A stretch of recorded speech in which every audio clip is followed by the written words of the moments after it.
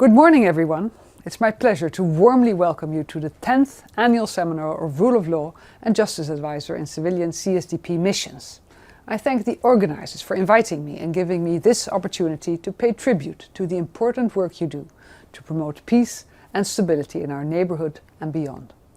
I regret that I cannot be with you in person as I am currently in Egypt. I remain, however, fully attuned to the discussion you will have today and tomorrow.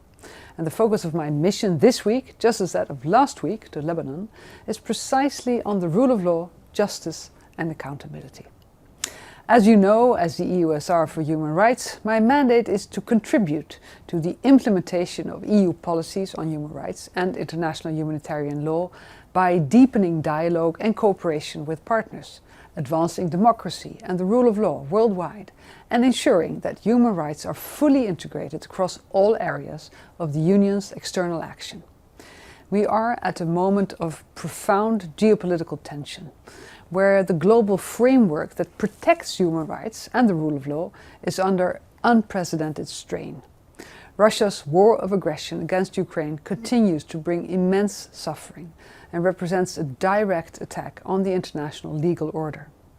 In the Middle East, the humanitarian crisis in Gaza remains extremely severe. In Africa, the already desperate situation in Sudan became even more alarming in October when al-Fasher fell into the Rapid Support Forces. In all theaters, reports of violations of international human rights and humanitarian law abound. At the same time, we see a worrying erosion of respect for the rulings of the International Court of Justice and a growing pressure on the International Criminal Court.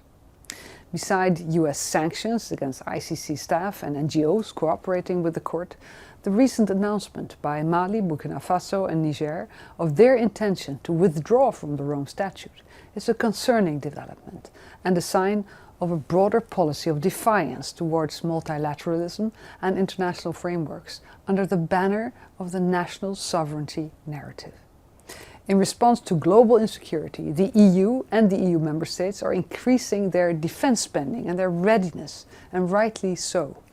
But as a former defense minister, I know that strengthening our hard security will only be effective if coupled with soft security.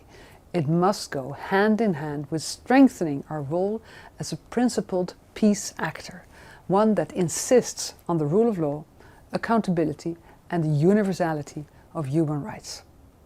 Against this backdrop, my mandate focuses on several key thematic priorities.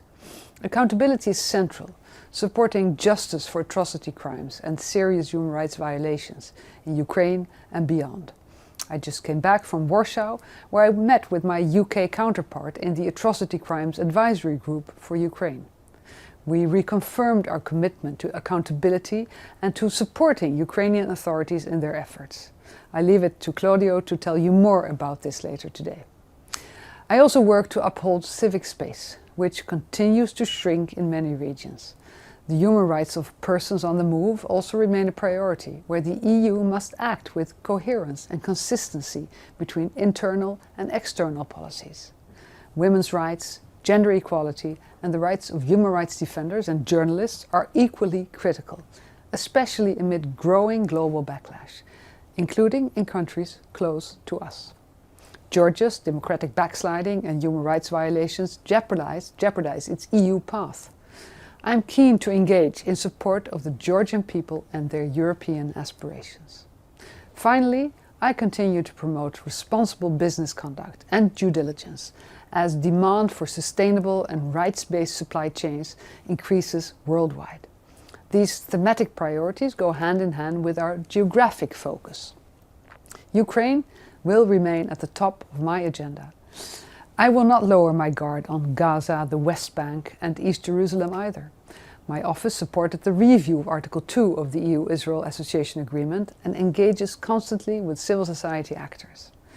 And I'm extremely concerned about the situation in the West Bank, including the expansion of settlement activity and settler violence. In Gaza, the ceasefire and large media coverage around it must not eclipse the continued urgency of the situation on the ground. We must pay attention that any future plans for Gaza be compliant with international law. And beyond the crises that dominate headlines, I am committed to directing attention to underreported situations, including in Myanmar, Ethiopia, Haiti, and elsewhere. I have recently engaged with partners across the Middle East, Africa, and Asia, and will continue to do so, guided by the opportunities that exist to advance human rights, justice, and accountability. Across all these regions, my aim is not only to respond to violations, but also to help build systems that prevent them from occurring. It is a task you are well familiar with. Through your work, you, the EU's community of rule of law practitioners and experts deployed through CSDP missions, strengthen justice systems and support institutional reforms.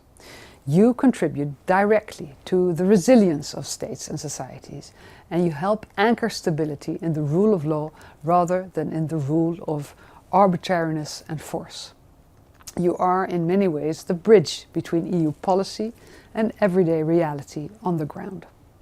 Your work contributes to the EU's engagement remaining credible and principled. You help advance an international order built on dignity, justice, and accountability. And you help us demonstrate that human rights and the rule of law are not abstract, but a practical foundation for security, prosperity, and peace. At a time when the rules-based international order is being challenged, including by traditionally like-minded actors, partnerships become essential. The EU's human rights diplomacy depends on sustained engagement with governments, with international organizations, including the UN, the OSCE, the ICC, and above all with civil society. Civil society actors are often the first to warn of emerging risks and the last line of defense when institutions falter. Their voice must remain central in our work. Looking ahead, I intend to deepen my cooperation with you and will make a point to visit your missions when I am in the country. CSDP missions are critical partners in translating EU values into tangible outcomes. Do reach out. I look forward to hearing from you, how we can best work together to uphold human rights and strengthening the rule of law in the most challenging environments. Thank you for your dedication, and I wish you a fruitful annual meeting.